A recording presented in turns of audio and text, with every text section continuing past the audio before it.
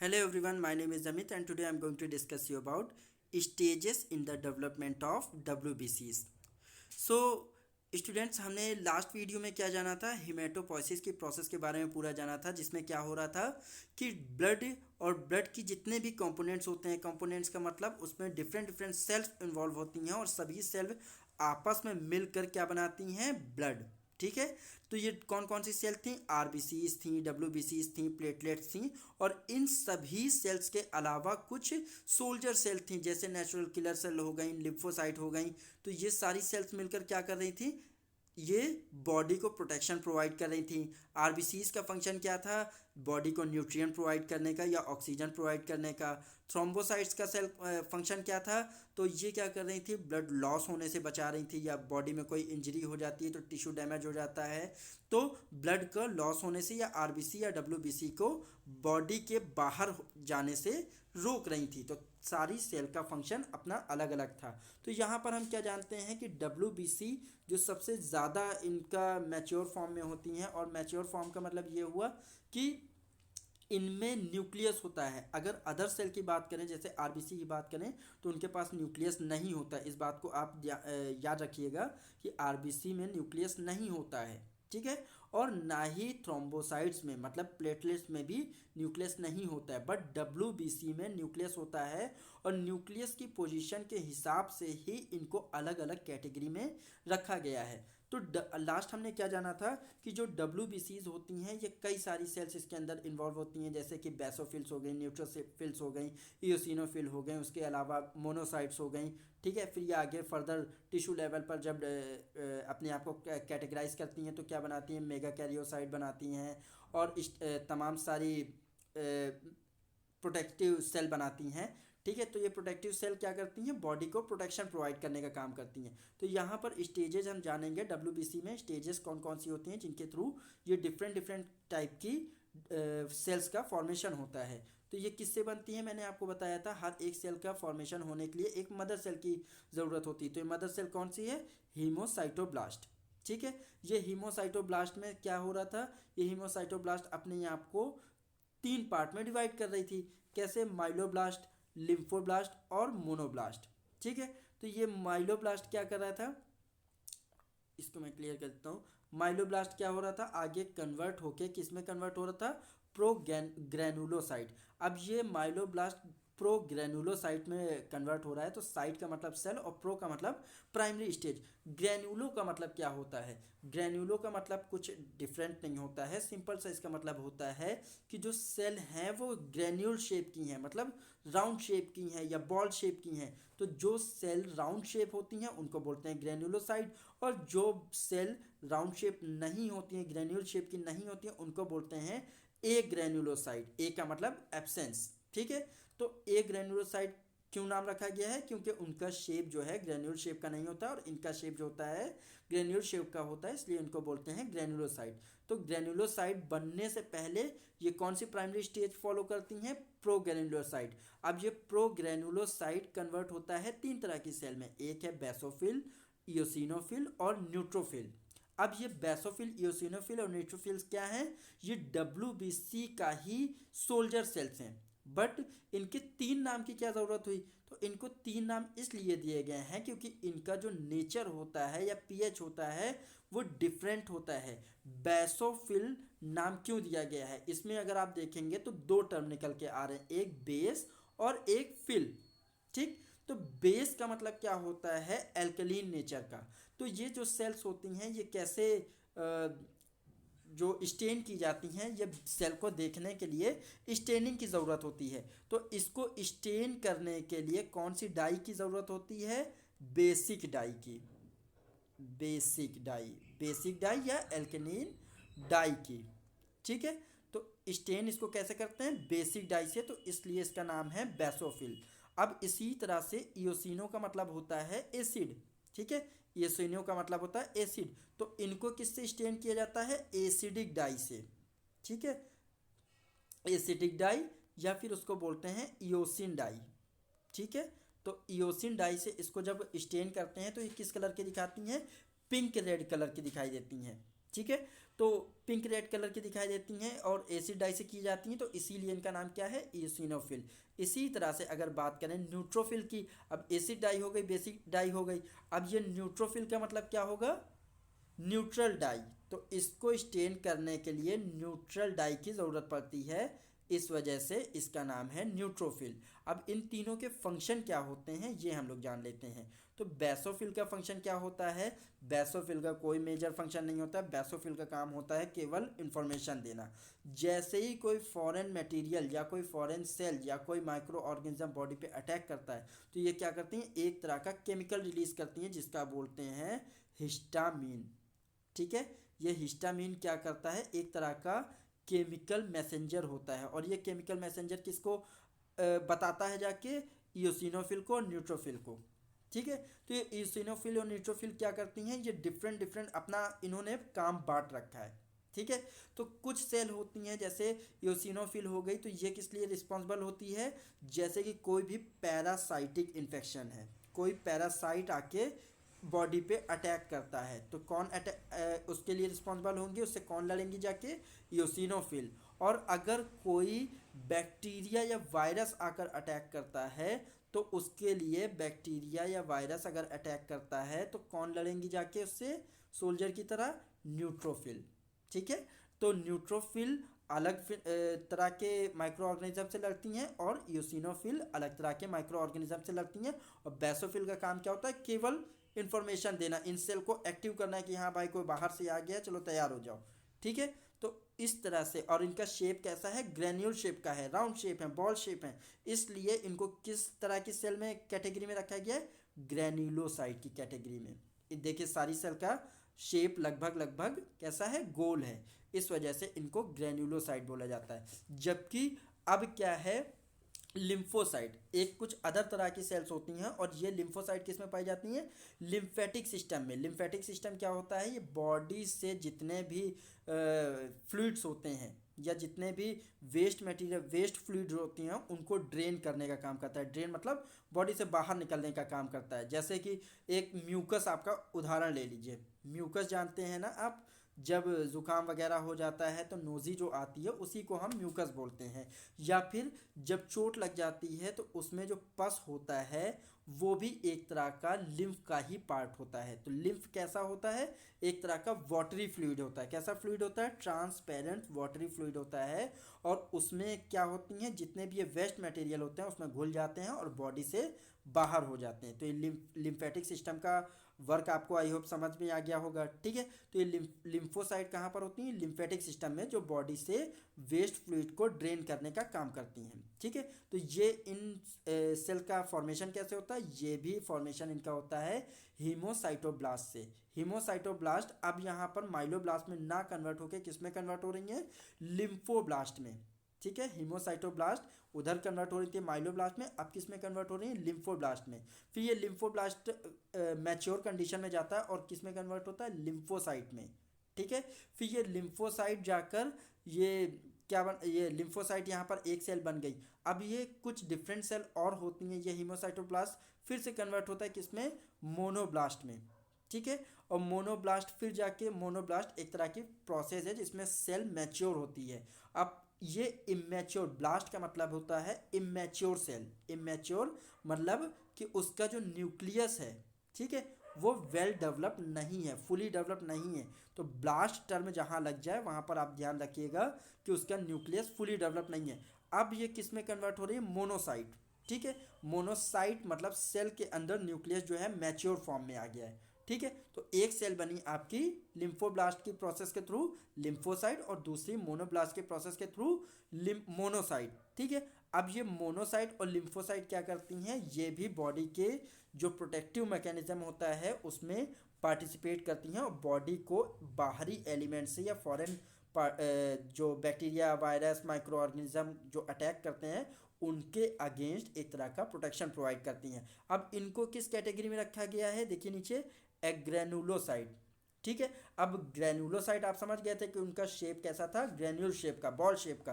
तो इनका सेल कैसा होगा, तो इनका सेल देखिए कोई डिफरेंट टाइप का है। ये गोल थोड़ी सी दिखाई दे रही और ये कैसी दिखाई दे रही, इनका शेप जो है टेढ़ा मेढ़ा सा है। ठीक है, तो इनको किस कैटेगरी में रखा गया है, ए ग्रेनुलोसाइट।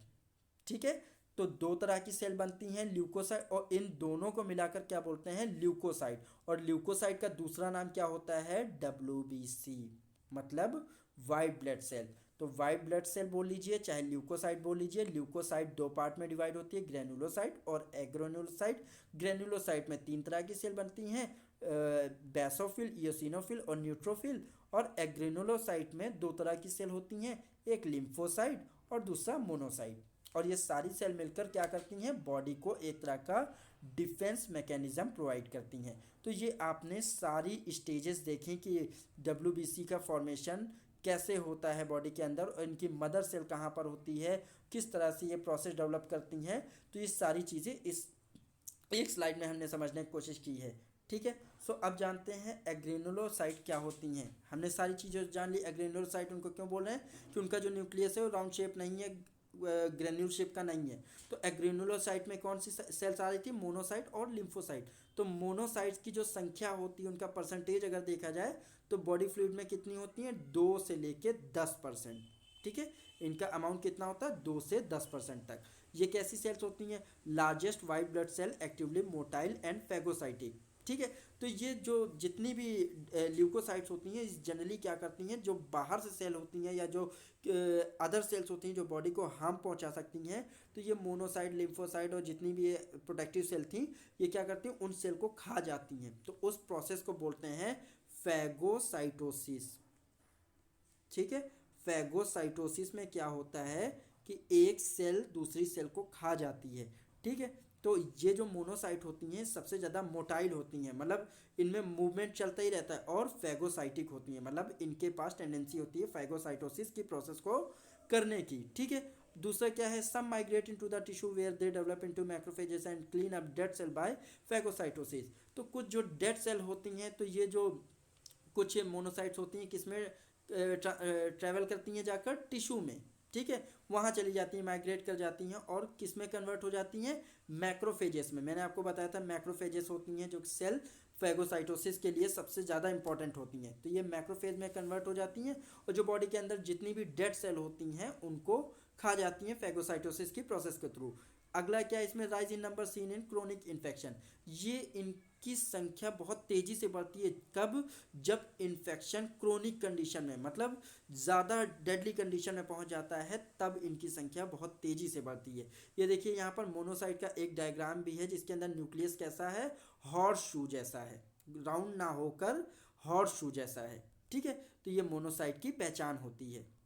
ठीक है, आगे कंटिन्यू करते हैं। मोनोसाइट मैक्रोफेज सिस्टम, तो मैंने आपको बताया था एक RES सिस्टम होता है, रेटिकुलो इंडोथीलियल सिस्टम। इस रेटिकुलो इंडोथीलियल सिस्टम को हम RES सिस्टम भी बोलते हैं, रेस। ठीक, ये एग्जाम में आपका RES करके भी पूछा जा सकता है। तो इस इंडोथीलियल सिस्टम में क्या होता है, इसका दूसरा नाम होता है मोनोसाइट मैक्रोफेज सिस्टम। तो ये क्या होता है, consist of network of monocyte and macrophages. ठीक है, तो ये किसका नेटवर्क होता है, मोनोसाइट्स का और मैक्रोफेजेस का। आई होप कि आपको मैक्रोफेज और मोनोसाइट्स में अंतर समझ में आ गया होगा कि ये सेल क्या होती हैं और क्या फंक्शन परफॉर्म करती हैं। तो ये क्या होती हैं, मेनली बिग ईटर्स होती हैं, मतलब फैगोसाइटोसिस इनमें सबसे ज़्यादा होता है, और सबसे ज़्यादा फैगोसाइटोसिस की प्रोसेस ये परफॉर्म करती हैं। ठीक है, some macrophages are mobile whereas others are fix providing effective defense at key body location. कुछ जो सेल्स होती हैं वो मोबाइल होती हैं, मतलब उनमें मूवमेंट पॉसिबल होता है। ठीक है, टिश्यू लेवल पर।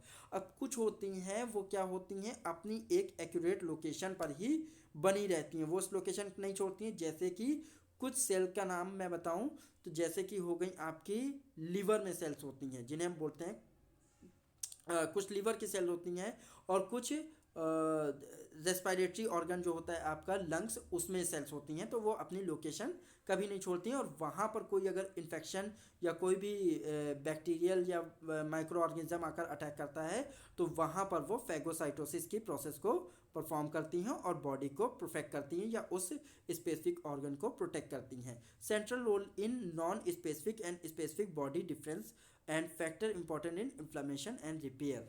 ठीक, तो इनका मेन फंक्शन क्या होता है कि मैंने आपको बताया कि ये मेनली किस लिए होती हैं, डिफेंस मैकेनिज्म को। डिफेंस मैकेनिज्म क्या होगा, आपका इम्यून सिस्टम। तो उसी इम्यून सिस्टम के लिए ही मेनली रिस्पॉन्सिबल होती हैं। इम्यून सिस्टम को ये एक बॉडी को प्रोटेक्शन प्रोवाइड करती हैं। इम्यून सिस्टम का ही ये एक पार्ट होती हैं, ठीक है। सो आगे कंटिन्यू करते हैं हम न्यूट्रोफिल के साथ, ठीक। न्यूट्रोफिल क्या होती हैं, ये ग्रेनुलोसाइट वाली पार्ट में आ गया आपका। तो न्यूट्रोफिल को हम दूसरा क्या नाम बोलते हैं, पॉलीमॉर्फ।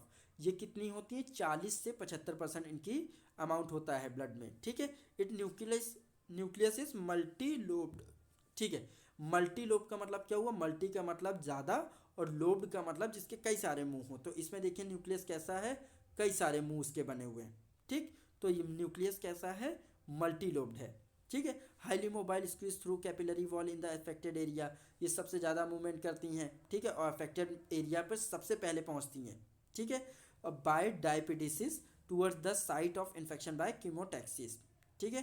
तो ये डायबिटीसिस क्या होता है, डायबिटीसिस होता है जहाँ पर सेल का फॉर्मेशन हो रहा हो, ठीक। तो डायबिटीसिस की फॉर्मेशन प्रोसेस के थ्रू ये स्पेसिफिक साइट पर पहुँचती हैं और अपना फंक्शन परफॉर्म करना शुरू करती है, ठीक है।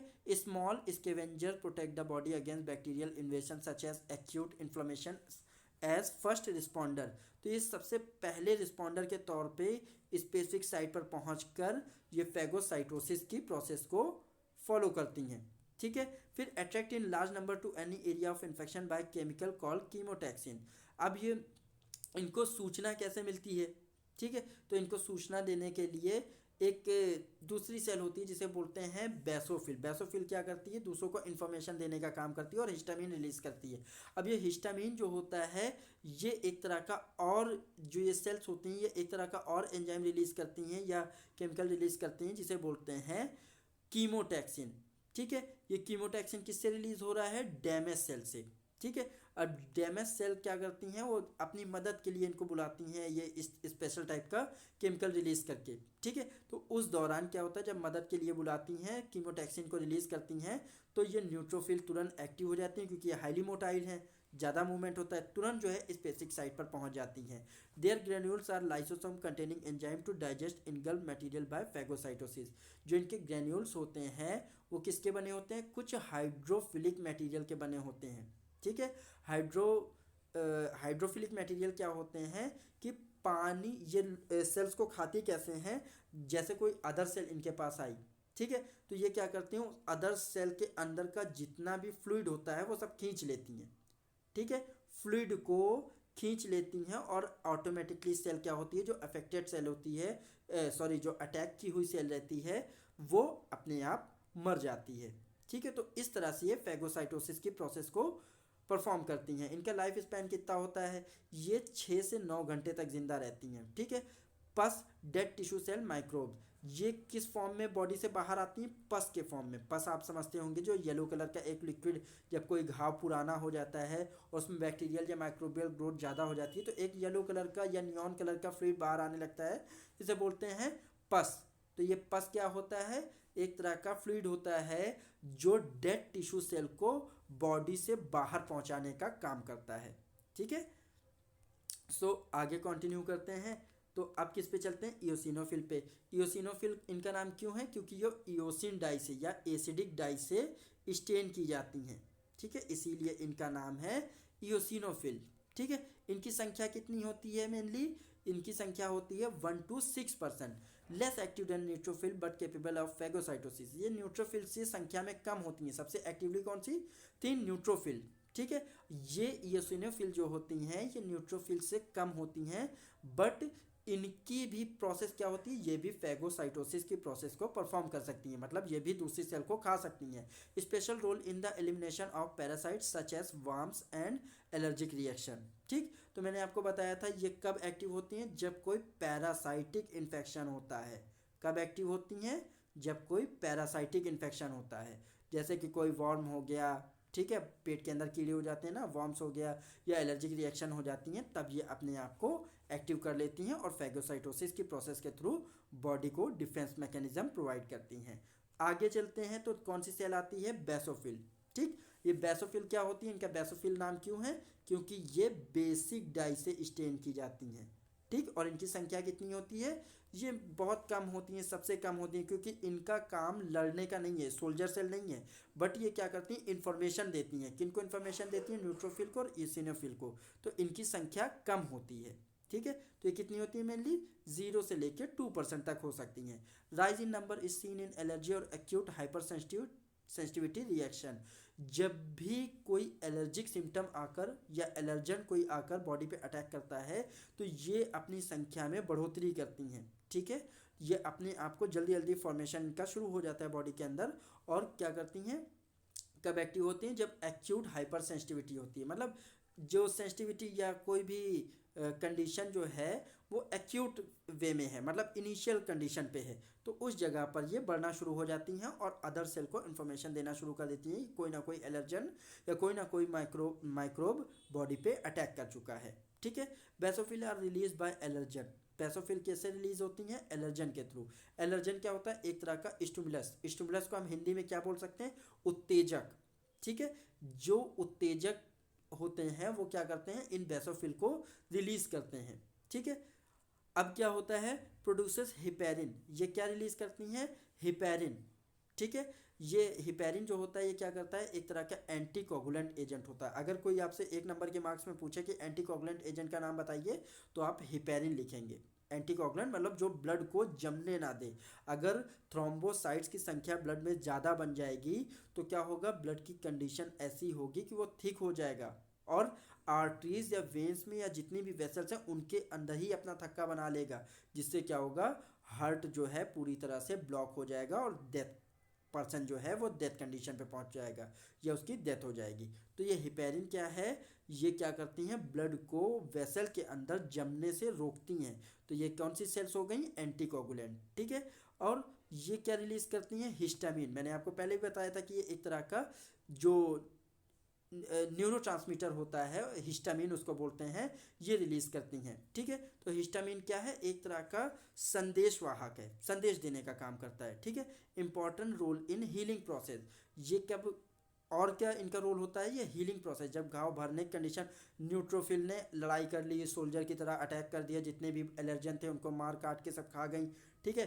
बेसोफिल थी, उनके मतलब का अगर सेल आई तो उन्होंने अपनी पसंदीदा सेल को खा लिया, ठीक है। और ये क्या करती हैं, जब सारे एलर्जन या माइक्रोब ख़त्म हो जाते हैं तो ये क्या करती हैं, हीलिंग प्रोसेस में पार्टिसिपेट करती हैं, मतलब घाव को भरने में सहायता करती हैं। Mast cell resemble basophil found along the blood vessel do not enter blood stream. जो कुछ मास सेल होती हैं, अब ये मास सेल क्या होती हैं, मास सेल भी एक तरह की रिजर्व सेल होती हैं, रिसेंबल्स बेसोफिल। ये क्या करती हैं, बेसोफिल को अपने अंदर स्टोर करके रखती हैं, ठीक है। मास सेल क्या होती हैं, एक तरह की बेसोफिल को स्टोर करने के लिए एक स्टोर रूम वाली सेल होती हैं, ठीक है। Found along the blood vessel do not enter blood stream, ठीक है। ये ब्लड स्ट्रीम में या blood found along the blood vessel, ठीक है। ये जो ब्लड वेसल होते हैं उनके अलोंग में पाई जाती हैं, ठीक है, उनके आसपास पाई जाती हैं और ब्लड स्ट्रीम में एंटर नहीं होती हैं, ठीक है। ब्लड स्ट्रीम में एंटर नहीं होती हैं, ठीक है। तो हमने यहाँ पर इस वीडियो में क्या जाना कि डिफरेंट डिफरेंट टाइप की सेल्स होती हैं, जो मोनोसाइट, जो एग्रेनुलोसाइट होती हैं, कुछ ग्रेनुलोसाइट होती हैं, और फिर ये ग्रेनुलोसाइट कितने पार्ट में डिवाइड होती हैं और एग्रेनुलोसाइट कितने पार्ट में डिवाइड होती हैं और इनके फंक्शन क्या क्या होते हैं। इसके साथ ही हमने रेटिकुलो एंडोथेलियल सिस्टम के बारे में जाना। तो ये सारी चीज़ें हमने इस वीडियो में ब्रीफली डिस्कस की हैं। आई होप कि आपको अच्छे समझ में आया होगा। So now thank you.